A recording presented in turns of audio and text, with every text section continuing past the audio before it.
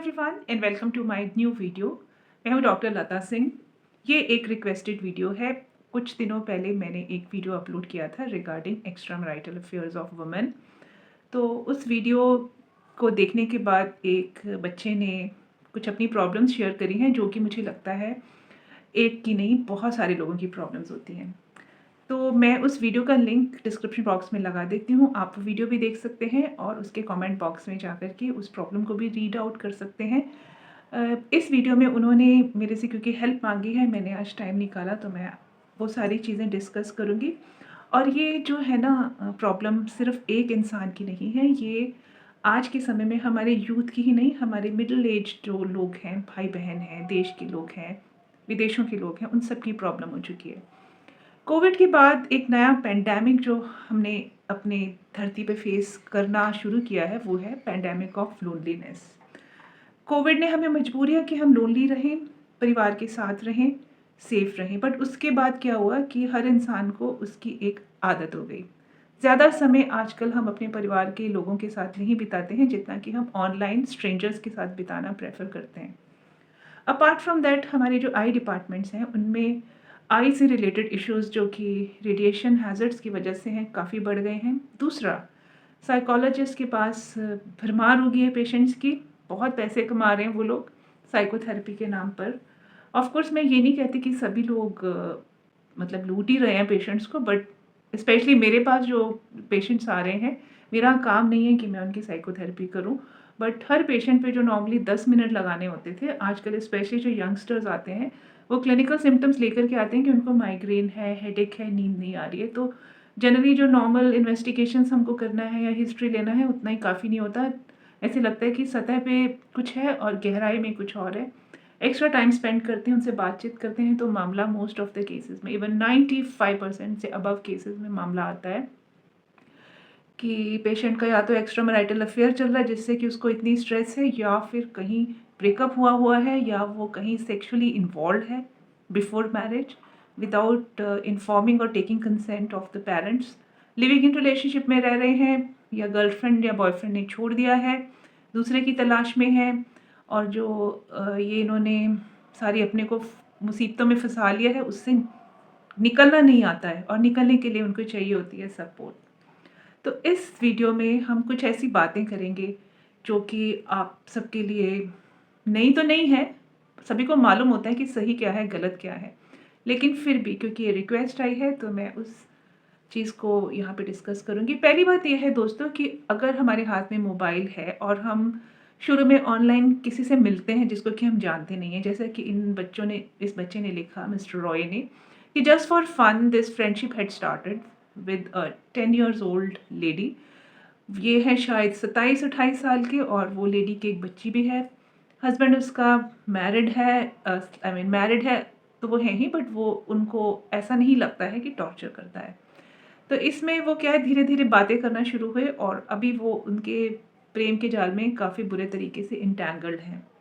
तो मैं इस बच्चे को, जो कि मेरे बेटे से 7-8 साल ही बड़े हैं, उनसे ये कहना चाहूँगी कि बच्चे, आपने जो लिखा है कि you are a very spiritual person, और being a man also you have never have the intentions of having anything more than that with this lady और एनी लेडी।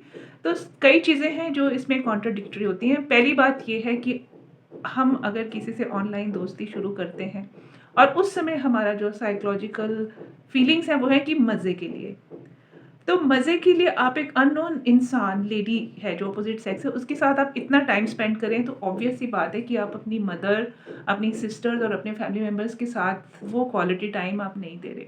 दूसरी बात, इन्होंने लिखा है कि इनका एक फैमिली का बिजनेस है, तो मुझे समझ आया कि हाँ, बिजनेस में ऑफिस में बैठे हैं, विला टाइम है, कोई चलो टाइम पास किसी को नॉक करते हैं और दोस्तियाँ करते हैं, ठीक है।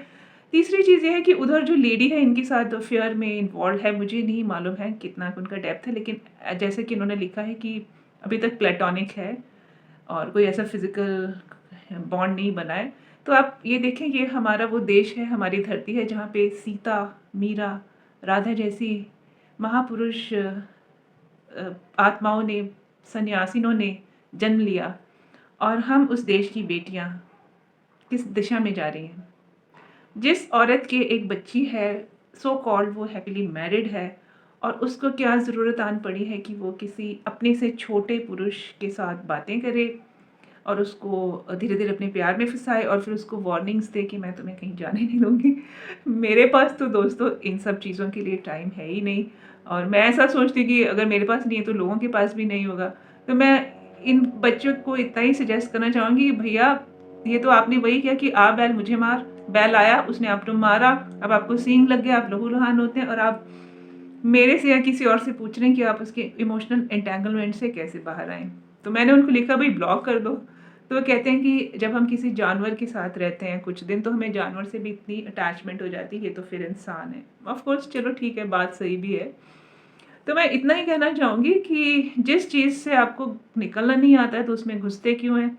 दूसरी बात ये है कि अनजान लोगों के साथ आप इतना टाइम स्पेंड करने के लिए निकालते हैं। जो आपके अपने हैं, आपकी माँ है, वो दिन भर किचन में लगी रहती हैं, बहनें हैं या कोई कज़िन्स है, उनके साथ वक़्त बिताइए ना, अपनी माँ के पैर दबाइए, रात में तेल से मालिश करिए, उनकी टाँगों की, सिर में तेल लगाइए। आप दुआएँ भी कमाएँगे और आप अपने घर वालों के साथ प्रेम के बंधन में प्रगाढ़ करते हुए अपना एक हेल्दी एक लाइफ को क्रिएट करेंगे। आपको क्या ज़रूरत आन पड़ी है कि आप अपनी कहीं हिडन जो लैकुना है आपके मन के अंदर, जो एक खालीपन है, उसको भरने के लिए आपको एक विवाहित महिला से दोस्ती करने की ज़रूरत पड़ गई। तो जो दोस्ती होती है अपोज़िट सेक्स की, वो प्लेटोनिक बना के रखना तो बहुत मुश्किल होता है, उसके लिए बहुत सारी स्पिरिचुअल स्ट्रेंथ की ज़रूरत होती है।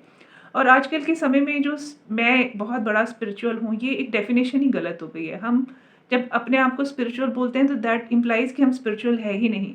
जो इंसान स्पिरिचुअल होता है उसको खुद में पता नहीं चलता कि वो स्पिरिचुअल है। उसकी वाइब्रेशंस, उसके कर्म, उसके विचार रिफ्लेक्ट करते हैं कि वो स्पिरिचुअल है, उसको कहना नहीं पड़ता है। और दूसरी बात है कि ख़ास तौर से लड़के ये कंपेयर कर लेते हैं कि भई दूसरे लड़के जो हैं आउटर वर्ल्ड में, वो लोग दूसरी जगह जाके 10 जगह फिज़िकल रिलेशनशिप्स बना रहे हैं, शराबें पी रहे हैं, ड्रग्स कर रहे हैं, तो मैं ऐसा नहीं कर रहा हूँ तो दैट मीन्स मैं स्पिरिचुअल हूँ। नहीं बेटा, ऐसी बात नहीं है, ये कुछ नहीं है। हर आदमी अगर अपने को हम्बल बना के रखे तो वो लाइफ में गलतियाँ नहीं करता है और अगर कोई ऐसी गलती हो जाती है तो उसको करेक्ट करना भी बहुत ईज़ी होता है। ऐसा कुछ भी नहीं है कि हम किसी से इतने अटैच हो जाएँ और अपने जो हमारे अपने हैं, जिन्होंने हमें जन्म दिया, पाला-पोसा, बिज़नेस करने के, नौकरी करने के काबिल बनाया, उनको हम वक़्त ही ना दें और घर आके हम प्रिटेंड करें कि नहीं बहुत बिज़ी हैं हम अपने काम में। देखिए, बच्चे, आप माँ को, अपने पिता को, भाइयों को बेवकूफ़ मत बनाइए। सबकी आँखें होती हैं, सब समझते हैं कि कितना काम है, आप क्या करें। मेरी इस बच्चे को यही राय है कि आप अपनी ज़िंदगी में इतना टाइम बर्बाद मत कीजिए। और सबसे बड़ी बात ये है कि इंसान को अपनी इज़्ज़त करनी चाहिए। जब आप अपनी इज़्ज़त नहीं करते हैं, तो आप दूसरों से प्रेम की चाहना रखते हैं और जब आप दूसरों से प्रेम की चाहना रखते हैं, तो फिर भई अगले के पास जो माल होगा, जिस प्रकार का प्रेम होगा, वो आपको वही देगा, चाहे उसमें लस्ट भरी हो, चाहे उसमें कोई और चीज़ भरी हो, मैनिपुलेशन भरी हो या कोई ग्रीड भरी हो, पैसे की, कुछ भी हो सकता है। तो बेहतर है कि आप दूसरों के प्रेम जाल में, चाहे वो झूठा है, चाहे सच्चा है, वो किसी भी प्रकार का है, प्रेम जाल ही होता है और सच्चा प्रेम जो होता है ना, वो इस प्रकार से नहीं होता ऑनलाइन। सच्चा प्रेम पाने के लिए बहुत तपस्या करनी पड़ती है, ईश्वर से दुआ माँगनी पड़ती है और वो होता है अनकंडीशनल, उसमें कोई कंडीशन नहीं होती। और जब आपको सच्चा प्रेम हो जाएगा तो आपके अंदर की जो ज़ुबान है ना, वो बोलेगी ही नहीं कि आपको उससे प्रेम है।